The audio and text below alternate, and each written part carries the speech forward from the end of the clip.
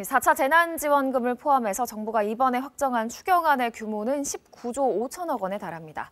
코로나19 관련 추경 벌써 5번째인데요. 불가피한 상황이긴 합니다만 나라 빚을 걱정 안 할 수가 없습니다. 국가 채무 현재 어떤 수준인 건지 오현태 기자가 따져봤습니다. 정부 지출이 들면 그만큼 반드시 국민 누군가가 비용 부담을 해야 한다. 홍남기 경제부총리가 추경안 브리핑 직후 SNS에 남긴 글인데요. 나라빚 얼마나 되길래 재정당국 수장이 이런 얘기를 한 걸까요? 이번 추경안으로 국가채무는 9조 9천억 원 늘고 국내 총생산 GDP 대비 국가채무 비율은 48.2%로 오릅니다. 지난해 9월 기획재정부 전망치를 이미 넘어서게 되는 겁니다. 이 비율은 올해 예산을 짜면서 계산한 것보다 0.9%포인트 높아진 건데요. 우리 GDP가 2천조 원 정도니까 20조 원가량 빚을 내야 채무 비율이 약 1%포인트 상승합니다.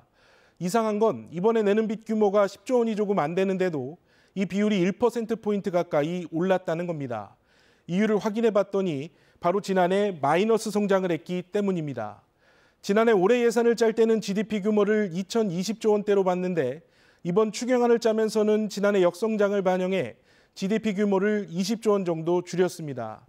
정리하면 경제 규모는 쪼그라들었는데 빚을 더 내면서 채무 비율이 높아진 겁니다.